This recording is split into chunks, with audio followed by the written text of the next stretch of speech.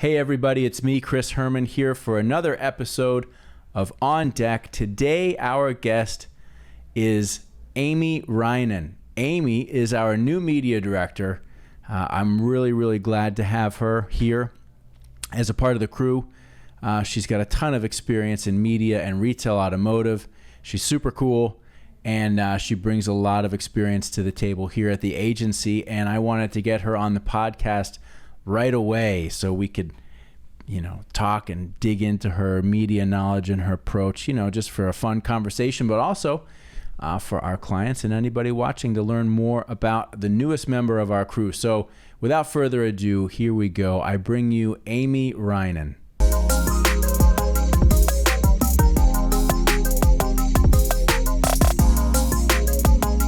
Amy, hi. Hi. How are you? I'm great. How are you? I am good. Amy Reinen, you are on deck. That's how we start the show. That's the big official intro right there. Good. So welcome. Thank you. Amy, you are a ripe 3 days old here. That's right. At the agency. You are our new media director, and we're thrilled to have you here.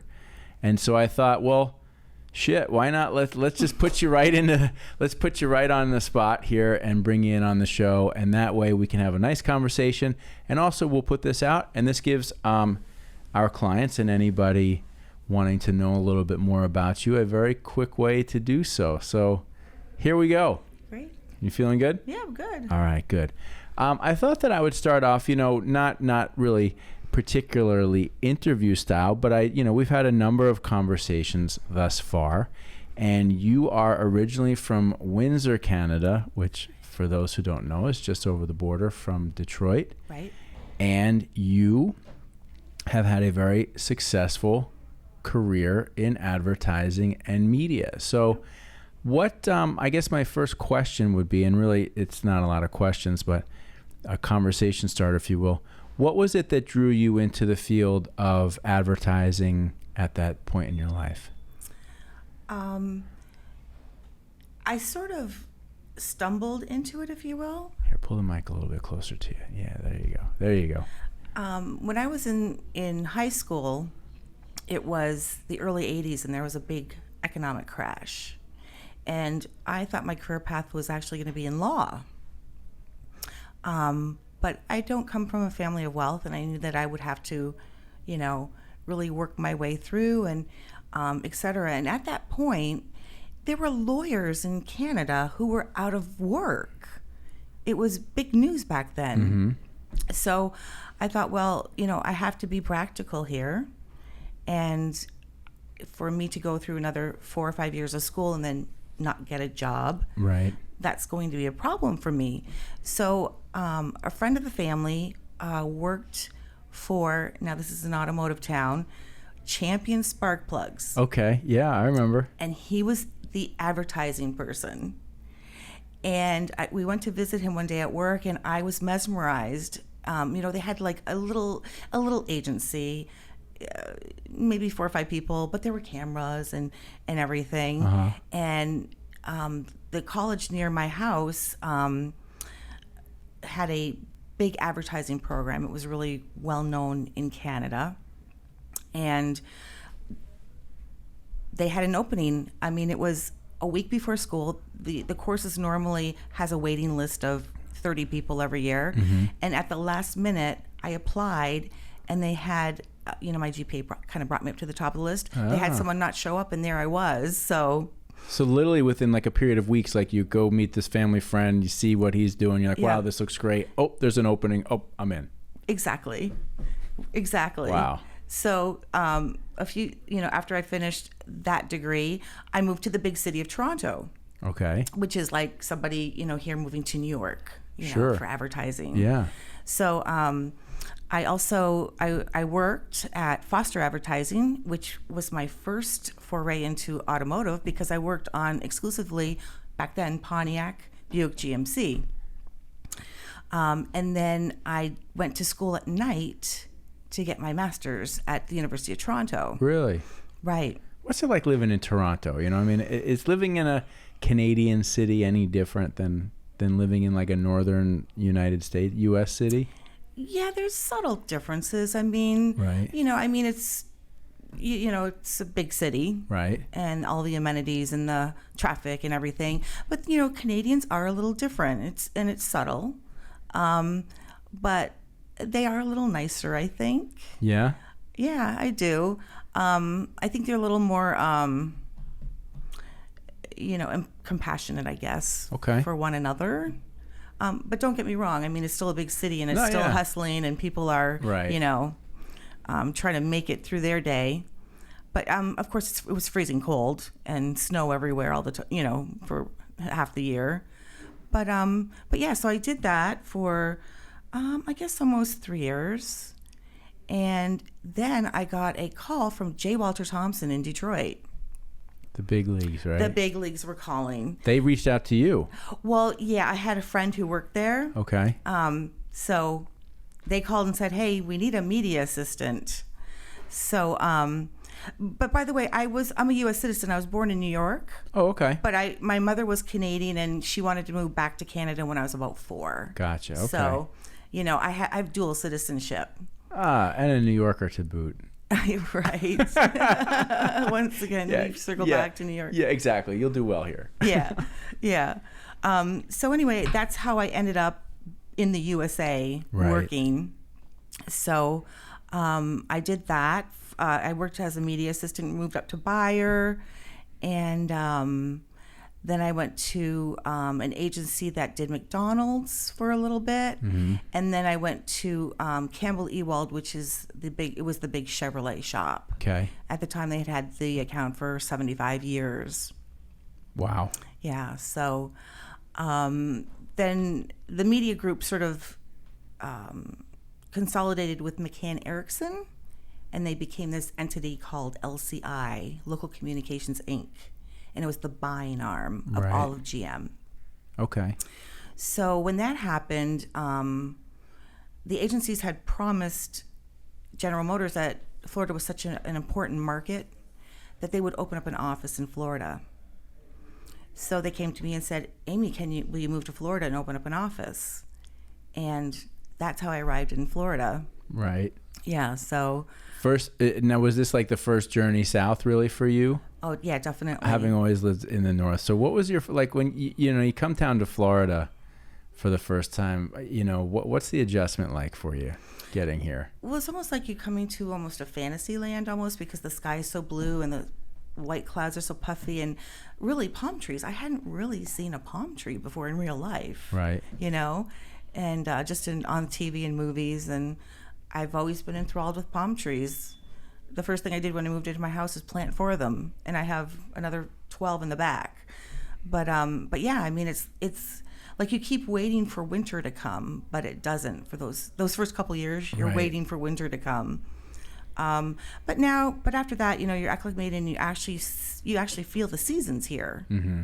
That there are subtle. Oh yeah, seasons. definitely. Yeah. But it's super subtle, right? I mean, really, it's sort of like, fall and spring are like, okay, that's reasonable. Mm-hmm. Winter gets cool, and you're like, okay, this is nice. And then summer is, it's hot as hell, and you just deal with it. You get used to it. Hey, I'll tell you, it's hotter in Detroit in the summer than it is here.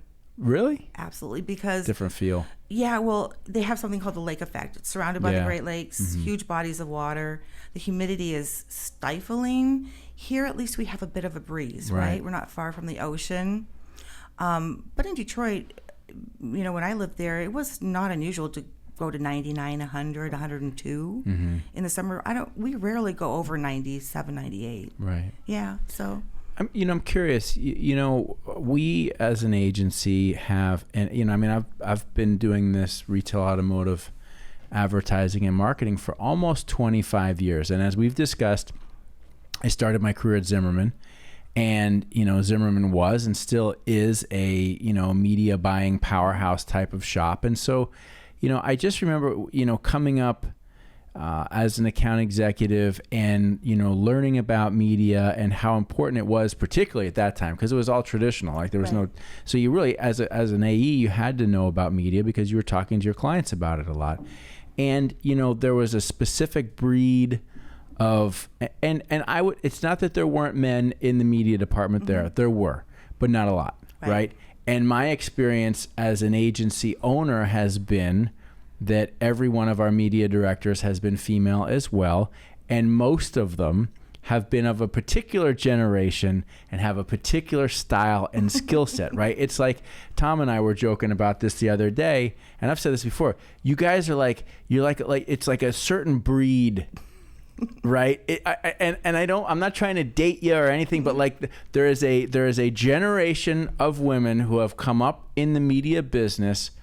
Some way, somehow, you all cycled through, like, or you touched on New York a little bit here or there, or in these big shops. But there's a breed. It seems to me, and you all know each other down here. Yeah. You all know each other, and it's so interesting to me. And I want you to know, I draw a great sense of comfort, right, from having another member of the breed, if you will, here at the agency. So, am I right in this? What is this all about? Like what has created this specific breed that I view you as a member of? Well, I think back in the day, and going into the comment of that's mostly women, and it is true, and I think there's a couple reasons for that. I think, number one, the pay was very low back in the day, right? For media, and women were more apt to start at the bottom and work their way up. When there were men in media, when there was a man in the media department, a rep firm wanted to steal them right away. Oh, really? Mm-hmm. Because a media salesperson who actually had been a buyer, even if it was for a short period of time, had a great advantage. Mm-hmm. Okay. And of course, unfortunately back then, most of the salespeople were men, or they were more valued almost, unfortunately. But yeah, so because I had been a supervisor, and a director at different points, and I managed male buyers, and I knew they weren't going to be around for long because some rep firm was going to steal them away with the lure of a lot of money. Really? Mm-hmm. Pretty consistently, huh? Pretty consistently. The other thing, too, is that I think that women may have more patience than men. And it's a very detailed job. Right. And I find that some men who have been in media couldn't really handle it for that long. They just thought it was, it was too time consuming. So, well, there is, there's a number, as I see it, there's a number of components, and there's an analytical component where you have to really learn how to study a market and how to study demographics and really make good decisions about who you're putting a message in front of. So there's that. Then there's the negotiation piece, which I think, a lot of people think that it's all that. Right. Which is a large part of it. Negotiating media, it's kind of like buying a car. There's a lot of back and forth. Mm-hmm. There's one person starting real high, you guys we're starting low, and then it can be that grind. Yep. So you've got to have that enjoyment, and then there is a time consuming clerical part to it where it's like making sure that every line is just right. Every commercial, every spot is the way you bought it, right? Right, and there could be thousands, especially when you're talking about cable. So when they start you off in the field, where do they start you? Like what out of, and let's just, assuming that I'm right on these three things, and you'll have a lot more color to add to that than I will, where do they start you as a junior media person? What are they trying to teach you? Yeah, well, usually you start as an assistant, which is basically you're doing a lot of that clerical work. You're doing a lot of the phone calls with the reps for make goods and housekeeping sort of things. And then after a certain period of time, based on your ability mostly and availability of a position, you would go into a junior buying position. And you would start off with, you would work closely with that buyer who you were their assistant, and you'd get one of the smaller markets. Like, I remember when I first got promoted up to a junior buyer, my first market was Terre Haute, Indiana. Ooh, sexy. Yeah, it was really sexy. And it was awful because it was a time change market where Indiana doesn't change time along with everyone else. So half the year, the programming is an hour earlier or an hour later. Oh, really? So you had to do double estimating of numbers, But I remember the very first budget that I was given for Chevrolet. I had a budget of $14,000, and it was way more than I was making at the time. So you're like, holy smokes. And I lost sleep. I think it took me 3 weeks to do the buy, Right. because first I was new to it in a degree, but I was just so nervous about all this money, that I was going to be spending, and what if I made a mistake, or what if I bought something wrong, and Right. yeah. So, and then of course later in the career, I'm like, oh, we only have a $3 million budget for LA. What do you want me to do with that? It just becomes numbers at a certain point in time. Like at first it's like, oh my Yes. God, all this money I'm responsible for, right? Yeah. And unfortunately, it spills over to your personal life too, because you're like, oh, that car's only $40,000, or that purse is only $2,000. Wow. Right. Yeah. So Gives you a different perspective on money, right? Yeah, Like to shift down it to like does. quote unquote regular numbers. yeah, or it whatever. doesn't seem real because you're kind of dealing with play money almost in this business. You take it seriously. Don't get me wrong. Right. But I want to step back a little bit when you talked about the negotiating. People think that's the biggest part, and it is a big part. But you know what is bigger, I think, is that preparation for the negotiation and the research that you have to do, because nobody can be a good negotiator unless they know everything Right. Right. And you always say a good negotiator has something in their back pocket that they pull out at the last minute, right? And knowledge is power. And so you hold that little bit of knowledge back until the end. So yeah, I mean it's a lot of prep work.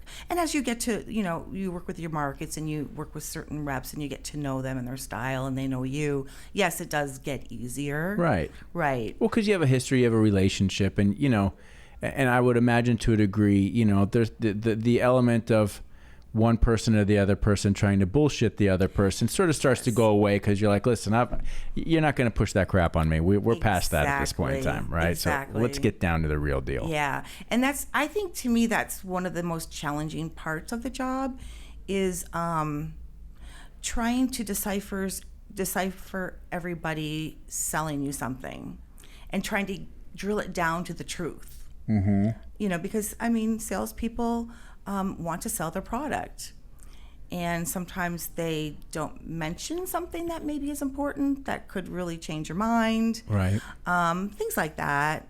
And you really have to ask a lot of questions, and I've been told that before, that I ask a lot of questions, but it's because I want to know. I want my powers, my knowledge, right? Right. So the more questions you ask, the more that's revealed. And then you find out, oh, well, that could be a problem. Or, oh, well, that's a problem, but could we make it into a opportunity? Because, your goal is to make things work. Right. If there's something that you really think is great for a dealer, but it's super expensive, or there's a big component of it that really doesn't matter to us, well, my job is to make it work, make it meet my demands. Right. Yeah. Do you find, is it hard in the media field, like, because we talked before, you've got to develop relationships. Is it tough to develop relationships as a buyer working with reps when there's this component of salesmanship, going on, Right. Is there a phoniness that you sometimes have to deal with or cut through? Yeah, absolutely. And that's, I think, where you had mentioned a minute ago about how it's like, okay, let's cut the bullshit now. Right. Okay, we know each other. You've tested me, okay, and you can see, that where you're going to go, or how far you're going to go, or how little you're going to go. So let's just try to make this work, and let's just cut to the chase, and work it out.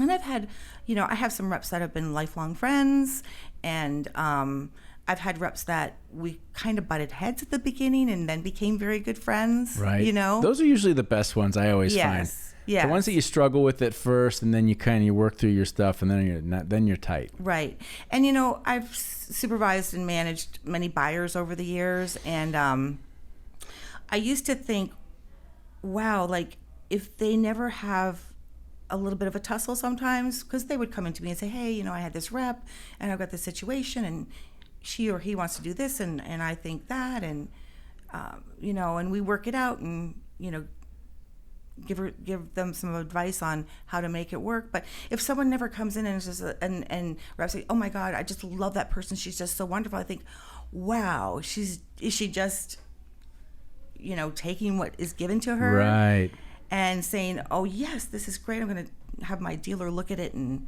not worry about the price, not worry about the components. And of course the salesperson loves that. I mean, who wouldn't? Well, right. They're presenting something that A, they believe in, right, and B, they are hoping to sell it for whatever price that they have, right? Because they've put time into putting it together, so it means something to them. Yeah. It's not like they're trying to pass off garbage. No. It's our job to go, all right, we don't need that. I don't want that. I'm not paying for this. Yeah. We need more of that, less of that, this, and it's got to cost about 40% less. Exactly. Right. But if you're a salesperson and you hand it to someone, they're like, oh, okay, this looks great. We'll send the check next week. Yeah, great. Wouldn't you love them? Well, of course. Yeah, as a salesperson, yeah. Yeah. Pay full sticker. Absolutely. Yeah. Who wouldn't love that? Right. So, and we try to do it in a in a jovial way. Sometimes you can go a little further sometimes with humor. Right. Like, are you kidding me? What do you you think I'm gonna buy this? Yeah. Did you think I wasn't gonna see this, right? What were you thinking? What were you thinking right there? Yeah, exactly. But another thing too is with the evolution of, I guess people, and maybe now especially with the COVID, but people kind of hiding behind email, I think sometimes, and I really think that you need to have conversations, not every day, but on occasion you and your reps need to talk, and reps know that too, and they'll call you, and that's where the old media lunch came in, back in the day, right, where they wanted to get to know you and spend a little bit of time with you because they want to see how what you were made of, right, how did you tick, and whatever. So, but yeah, that's how you build relationships. But I see a lot more email and a lot less of that relationship building. Well, and certainly, technology has changed the business. What I was going to ask you is, over the course of your career, what are the things that have changed how you approach the business the most? Like, what really changed it for you? Like along the way, there was just something like, okay, this is a big shift. We're still doing the same thing, but we've got to do it differently because of. Yeah, I would say the real the advent of email, where everyone stopped the talking as much. Right. So that was a big thing.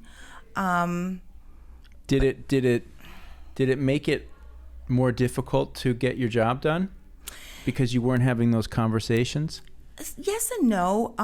But what happened was, and I think it's just, a symptom of what happened in the USA over the years, right, is that you got a lot more work. You're expected to get a lot more work done. Right. Because you did, talking on the phone is time consuming. Sure. And back in the day there was faxing, yep, which was a whole, time suck in a lot of ways. But yeah, we keep, getting more and more work. People expect to be done faster, quicker, less clerical support than ever. And but all this stuff has been happening for decades, probably a good 15 to 20 years, I think. But yeah, sometimes it's difficult to step back and take a deep breath and go, I'm really going to think about this, or I'm going to think of my strategy. Oh, that happens to us, regularly. Yes. Sometimes you get so caught up, and we all fall prey to this. You get so caught up in getting the work done, get it done, get it out, boom. Okay, is it good? Yeah, but what's next? Boom, boom, boom. That you'll go for a period of time, like, God, we need to like stop and slow down and think about what we're actually doing here as opposed to just processing. And I don't want to admit that we do that, but I think any company gets in those modes from time to time where you're just cranking it out, right? Yep. And you got to stop and be like, whoa, wait. Yep. Do you remember we're getting paid to think here. Right. And remember there used to be brainstorming meetings? Yeah. You know, I can't remember the last time, you know, that I'm new here. I don't, you know, I'm sure you guys do that here, but we've got one in 10 minutes. Now.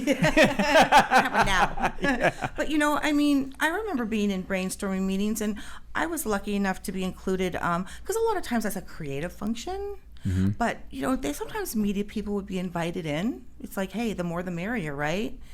And I could see people, you know, bouncing off, you know, one idea, you know, back and forth, and it accumulating into this other idea that's even better. Mm-hmm. And but, you know, again, that's time consuming, and you need to take a breath, and you can't go to a brainstorm meeting and think, oh my gosh, I've got 7 deadlines that I'm supposed to be working on right now. Mm-hmm. And they're due in, you know, 30 minutes.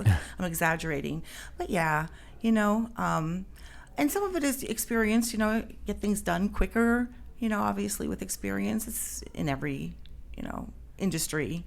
You've also had the unique experience of not only, you know, being successful and operating in a number of capacities in the media field, right, within agencies and running teams and all that stuff, but you've also in your most previous position had a lot of interaction with the client, like a lot of one-on-one with dealers. Yes. Was that when you moved into that job and you had that experience and that responsibility, was that new for you in terms of like working so directly with the client? Yes. I had worked at previously another small automotive agency here in town, mm-hmm. and we had some of that, but not to the degree. The last company that I worked for was unique in the sense that it was an in-house agency, and everything was owned by the same person. Right. Right. There were partners, managing partners, mm-hmm. But in corporate, I mean, they all fell under that umbrella. So we were truly partners. You know, we all reported to the same person. Right. You know, at the end of the line.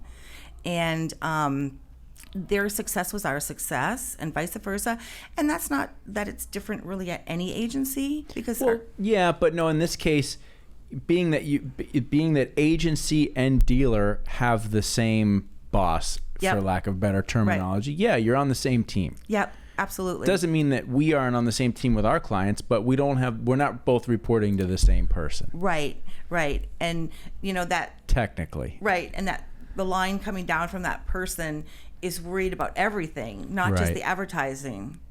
So if they've got a problem in another area, they might call on us to help them also with that. Mm-hmm. But some, you know, the dealers really wanted to meet us. You know, we were their team. We were their team, right? And you know, of course, it depended on you know, travel times and deadlines and that sort of thing. But you know, some dealers wanted to see you as often as possible, and others like, hey, I don't really have time. You know, maybe a couple times a year we'll meet up. Mm-hmm. And of course, there were several dealers that we could drive to, so that was, you know, another thing where we got to see them more often. But I enjoyed that too, you know. I mean, getting to know that's really getting to know the automotive business, right? Right.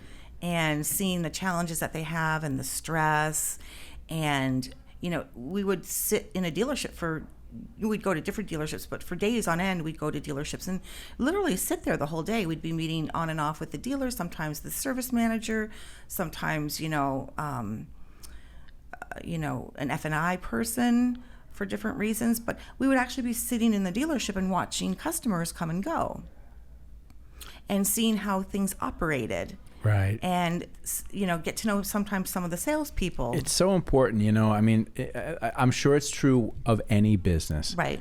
We happen to be in retail automotive, you know, and to really have that understanding of what it's like in the store. Yes. What they're really dealing with. Why is it hard to get a hold of them sometimes? Mm-hmm. Why is it hard to hold their attention sometimes, right? You know, these things that if you haven't spent any time in the store really observing and seeing what it's really like, because, you know, you go sit at sit with the dealer for the day or for a couple hours, and chances are they're getting interrupted a lot. Oh yes, they're up and down from their desk. They're running. Oh wait, I got to go to parts. I'll be right back.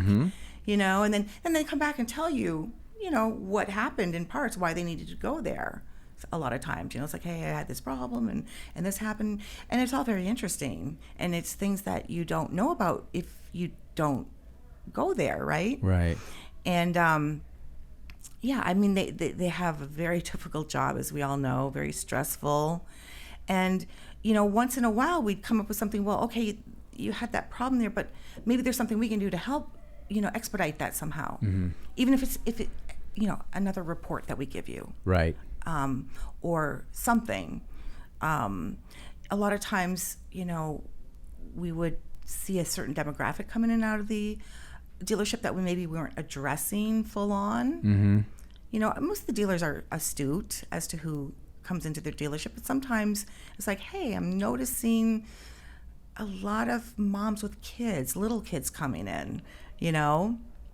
Maybe we should start looking at the minivan, you know, budget or something like that. Right. So, yeah, it's very interesting. You get all that feel. You know, I mean, again, you can put everything on a piece of paper and you can study and you can pull all your reports and you get all that stuff, but until you go down to the dealer and like actually spend time there and talk with them, and you know, a guy I've known for years used to always said, you know, you can have all the charts and maps, but like a local captain's going to have that local knowledge, right? They're going to know, well, there's something under the water here that's not on the map, right? Right. And so just having that local knowledge from your partner, your client, the dealer, is really important, because, you know, anybody who comes in, you know, you think, oh, well, we've got this beautiful plan. Okay, that's great, but there's more to it than that. Yes, and like, you know, me being in media, I'm like, okay, well, we need to triple our budget, and we should be in this opportunity and that here and over here, and then you start, the dealer starts to tell you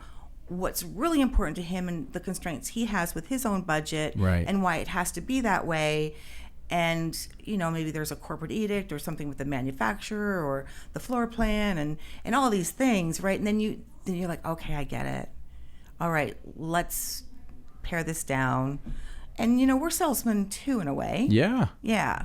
So, but at least, like, we have to get to know our clients too, and know what makes them tick and what they're up against in order to make, you know, the plan work. When you and I were going through the interview process, we talked about, you know, I guess the what I think is like the latest buzzword, what do you want to call it, like audience curation, you know, audience targeting, OTT, this kind of stuff, and KPI.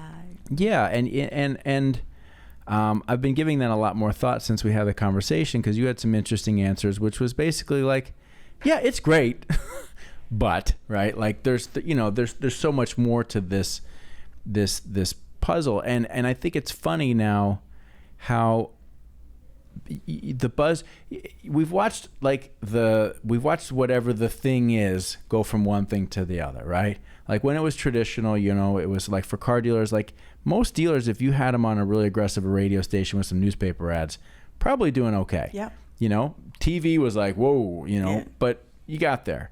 But then as digital came along, it was like, okay, websites, and then it was Google, you know, and then Facebook. Like, and there's always some new thing that's the thing, and then after a while it's like everybody's there and it kind of gets played out. And so now one of the new things, which is not that new, is this whole like, you know, we've got access to a specific audience. You know, we know that Amy is looking for this car in 3 months and we're putting the ad in front of her. Right. Okay, cool.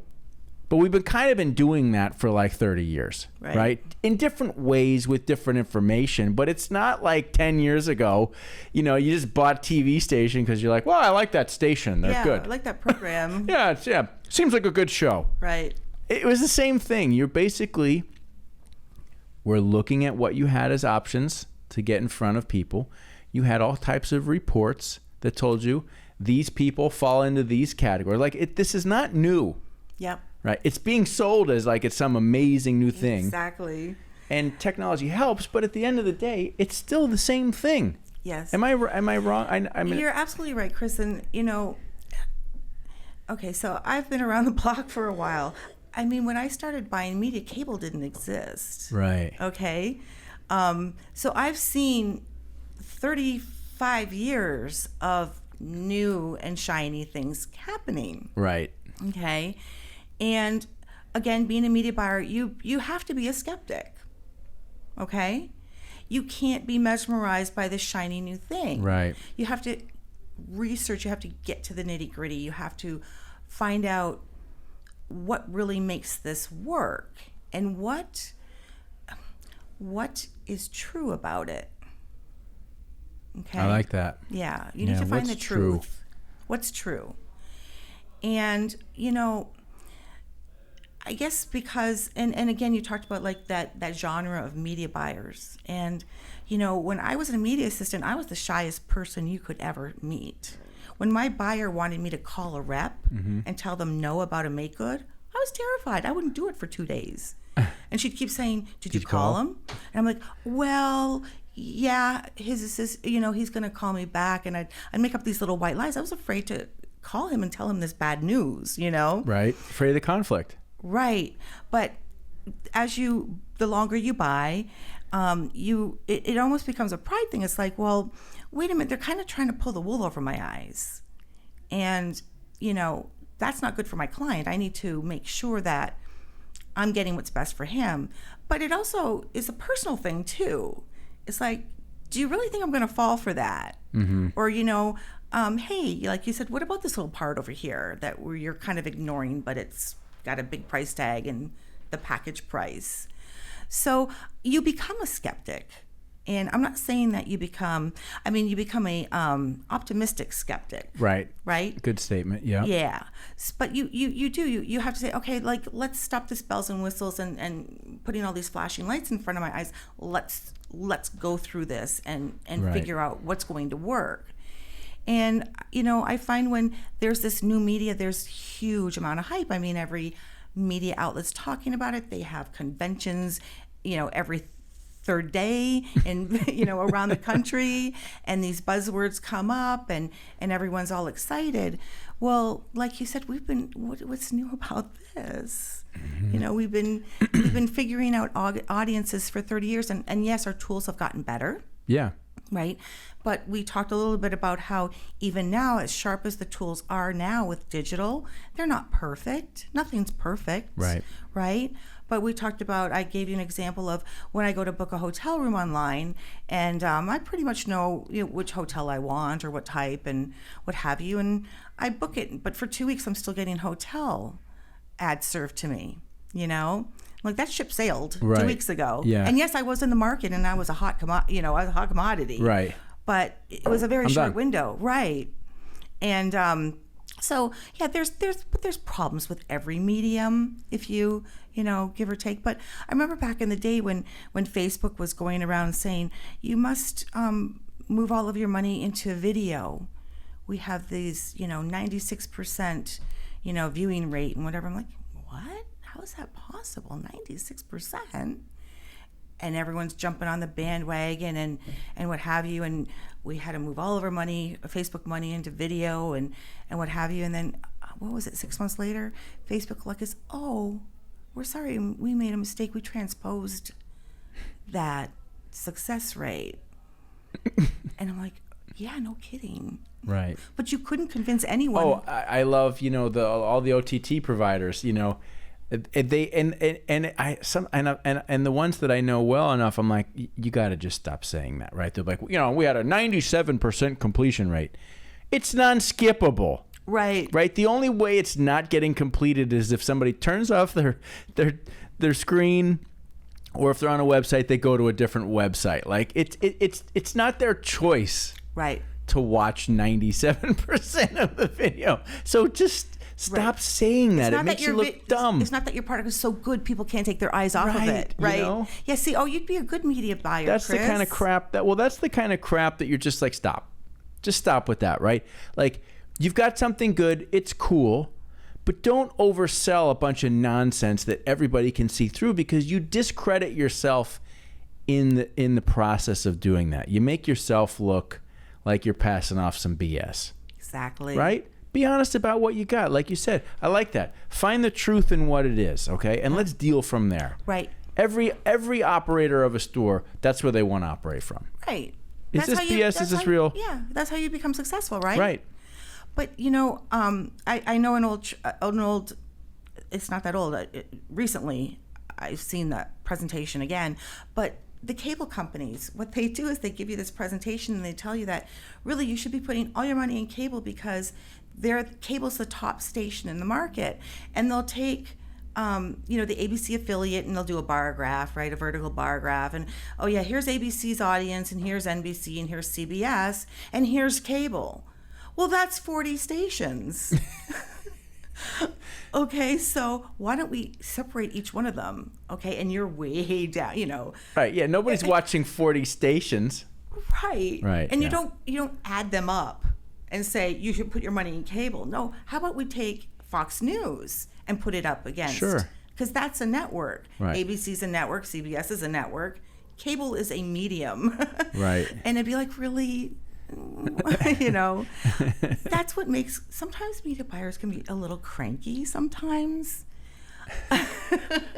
You can admit it, Chris. Everyone I've known. Because after 7 phone calls or 7 presentations by 3:00 in the afternoon, you're like, stop it. Well, not only that, it's not only 7, however, even if it's 2 or 3 presentations a day, it's times 5 days a week, times 7, times how many weeks a year, When you're doing it, when you've been doing it for a long time, you're just like, I can just imagine you're just like, listen, honey, I don't have fucking time for this nonsense, right? Right. Like, come on. And you're listening to all this stuff, right? And it takes a lot of your time and day because, again, you're working with different markets and different, everyone, the sales guys who took up all your time, they go home at 5:00 and you're starting your work at 5:00. Right. You know what I mean? So sometimes you get a little cranky about that. Well, there's something to be said for, certainly you've come in contact with this type of person in your life, and this type of person can be a professional of any sorts. They can be a chef, they can be, a painter, a woodworker. Like, sometimes you're dealing with somebody who's been doing it just so long, right? And they're so damn good at it. And they make it look easy. But they just don't have time for anybody's BS, right? And so they have that sort of, that mentality where it's just like, no, yes. Yeah. That's and they're straight and direct to the point, like almost to the point where it can be off-putting, where you're like, oh my God, there was like no sugarcoating on that whatsoever. Right. It was just, or they're not being fair. They didn't give me a chance to give me my whole presentation, or they made that decision. No, well, that's 30 years of experience. Right. I know where you're going with that. Exactly. Know where you're headed. Yeah. Yeah. But it's all fun and interesting, though. It's so funny. But I had something happen a couple years ago where it was a cable company, and everyone's big into OTT. Somebody said the hot dog vendor on the corner is selling OTT now, right? Right. So we've got an OTT tie-in into our cart here. You get 7 impressions, and they all tie into like, I don't know, 4 or 5 platforms, or 5 or 6 or whatever, right? So you're really just buying. It's a different middleman, right? Okay, but so it was a big cable company, and my rep had come in and given me this presentation about OTT, and he was one of the guys that I could kibitz with, and he's a very smart man, and we had a lot of fun together, kind of arguing things, and I'd be, well, like, what about this and what about that, and this was like pretty much he said, it's my first time giving the presentation, like this new presentation. I'm going to come to you first if you don't mind. Because he knew I'd have a lot of questions. I'd be like, well, what about this? And this is wrong. And you're being deceptive here, etc. So he goes, I kind of want you to be my guinea pig. So he comes in and he does it. And I go through my thing and he goes, can we set up a meeting with my research director? Because I want her to hear this, because she's the one who, spearheaded this presentation. And he said, I think that we need to get all of these things into the presentation up front, because when we give it to buyers, it's going to cut to a lot of, questions and whatever out. Let's just get it all right. So, I met with the research director a couple times for several hours at a time to help them with this presentation. And, but at least they were concerned about what I had concerns about. Right. So that was nice. I really thought that they were smart to do that. You know, you mentioned something earlier, and it's so true, and you just wish that everybody operated this way, who is either in a position of sales or a position of negotiation. Listen, I mean, are you going to have those opportunities as a salesperson where you present full boat and you get full boat occasionally? Yeah, somebody's just going to be like, oh yeah, it looks good. Like, but that's not the norm. Right. Doesn't mean you don't ask for it every time. You ask for it every time. You ask for all the money all the time. Yeah. Right. Always. And you try to pay as little as you can all the time. The truth of the matter is you're going to meet in the middle somewhere, right? Mm-hmm. Everybody knows that to some degree, that if you're both kind of chipping away at it, you're going to arrive at something that's not what you want and it's not what they want, but it's a deal. Right. You can get there with bullshit and take twice as long. Yep. Or you can just get there and say, here's what we've got. Here's what I think the strengths are. Quite frankly, I know there's a little bit, maybe this isn't the strongest area here, but that's why we priced it accordingly. Like, straightforward, open dealing will result in a deal. Right. And Chris, you're absolutely right. Like, over the years, a media rep will come in with their presentation on what they think you should buy and put a package together. I don't like to do it that way. Okay, I need to know what their opportunities are and what their programming is and stuff, but I like to do it the other way, to cut to the chase. And it's going to be better for them because they can see what I want and what I'm thinking. Right. So I like to put my own thing together. Say, this is what we want. Can you do this? I need you to do this. Right. And they'll go, oh, are you crazy? You want all the best programming at the cheapest rate and whatever. And I'm like, yeah, that's what's going to work for my dealer. It's a better place to start because at least you don't have to suffer through a bunch of again, BS that doesn't suit what you want. 300, right. Especially in cable. Oh, but this package I put together has 2,000 spots a week. Well, 900 of them are on overnights. Yeah, you sure you don't want dessert? I mean, let me show you the dessert. No, I don't have time for that. Like, I tell them it's the 20-80 rule in life. There's 20% of your networks that have 80% of the audience. Right. Okay, there's an odd time where there's a niche network that's going to work for me, okay, based on high indexing of some sort, okay? If I'm maybe looking at males, 18 to 34, and there's a very low rated, sci-fi channel or something. Well, that's going to index probably high with them, especially with maybe Volkswagen. Mm-hmm. Okay, so yeah, I want that one, but not all the time. Right. I don't want it for Chevrolet, So, but yeah, I want to see. I've had cable reps give me a proposal with no Fox on it. Well, then why am I going? I mean, it's the number one network, right? Right. So why am I buying cable then if I'm not going to be on the number one network? Right. And that's like it for TV too. I also, or radio. I mean, I need to incorporate some of those top rated stations. Otherwise, it's not going to be effective. So yeah, it's fun. It can be fun. I kind of miss, we haven't done it much, as the balance of budgets has become more digital, and B, certainly through COVID, sort of like the annual meet, so it's called the cattle call, yes. Right? I don't know. Those are a waste of time, sort of. They can be, but they can be kind of funny too. To sit, sometimes they're a waste of time, but I remember so many times just watching stations come in and they got, they show up, they got like 10 of them there and they got their big printouts of paper. Yes. And then they're all talking to they're all in the lobby or whatever, and they're all like conversing. Yeah. They're all what do you got? Exactly. But again, that's sort of an inefficient way to go about it because a lot of times they're running almost blind. Yes, sometimes the client will give them, these are our particular goals, mm-hmm. but there's not a real conversation before that, where, oh, well, those are our goals, but, oh, yeah, this other thing could be important or whatever. So they go through this big dog and pony show. Right. And then you find out that they were totally off track. Mm-hmm. You need to move them over. But it's fun to see them all at the same time. Media is fun. It really is. It's a fun part of the business. And that doesn't cross my mind often that I'm saying as I'm saying it right now. But media is fun. because it's sort of like a battle of the wits a little bit, and there's, you know, these crazy characters, and, you know, and at the end of the day, you know. I think media attracts a lot of really smart people. You know, I'm not saying that about myself necessarily, but I'm just talking about, you know, these reps are smart. You know, they didn't get to where they are because, you know, they don't know what they're doing, but they're usually pretty interesting people. I find that they're, you know, they're versed on a lot of different subjects. You know, and advertising people in general, because advertising is just knowing culture, right? Our culture. Oh, I can think of countless reps that we work or have worked with over the years that are super sharp, really fun, good people. You know, you know, the good ones, you know, they got game. You know, they're cool to hang out with. They know their shit. Like, those are the ones that I like to interact with. Exactly. Right? Yeah. And, you know, I want them to have a good comeback to me too, you know? Right. Yeah.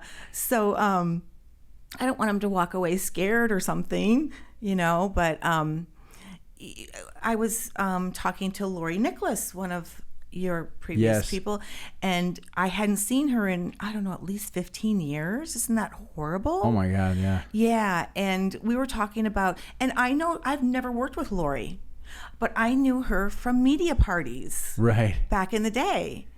And, you know, we used to have a lot of parties and get-togethers, and it was a lot of fun. And yes, it was like the 90s and the early 2000s, you know, and things were different. But, you know, we were talking about, hey, when's the last time, like, you've been to a media party? And of course, COVID is different. Right, yeah. But I said, you know, well, I didn't really handle a lot of local. I was handling other markets. And on occasion, I would fly in for a party, but it wouldn't always work out because you were traveling. You know, had to travel and book off a couple days from the office and what have you. But that's how everyone knew everyone. Yep. You know, and plus, you know, people tend. You know, I said to Susie, I said, I hired Susie. Susie was the previous person that you had here. Yeah. I hired her. She was the first person I hired when I moved here in 1998 for Campbell Ewald, and we worked together. And you know, now she's working at a McDonald's agency, and I used to work at one, and now I'm working here at Herman, and she used to work here. So we get some of that too, where everyone knows someone from. We've been very fortunate. You know, we've in 15, almost 16 years, I've had 4 media directors. That's amazing. Yeah. And every one of them has been great.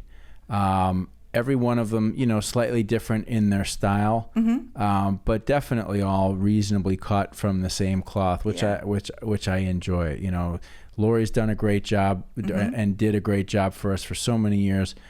We had Ashley for a while; she did fantastic. Susie was great. You're going to be great. You know, it's I like it. I like media. I like having, you know, it's been women, and I like smart, tough women who know their shit, you know, and who can have a good time. Yeah. Yeah. I'm excited to be here because I really like the vibe of your place, you know. Thanks. I had been previously at a very corporate type, you know, office structure. Yeah, we need to give you this loose environment. Yeah, here. I needed to like get loosened up a little bit, you know. You feel good vibes when you walk in the place, and you know, you see all the stage, and you've got this recording booth right here, and guitars everywhere, and music playing, and I really think it's like invigorating. Well, cool. Thank you. I'm glad to hear that. Let's we'll do more of these, but let's wrap there, because I feel like we just had a really good conversation about about media. Now, on another time we'll do this. Then we're going to get into some other areas as well too, because I know there's some things that we've also talked about that are very interesting. Okay. But at this point in time, I want to say thank you. I want to say again, welcome to the crew here. Thank you. Really happy to have you here, and I've enjoyed this conversation very much, and I look forward to many more. Yes, thanks, Chris. All right, you got it. Thanks, Amy.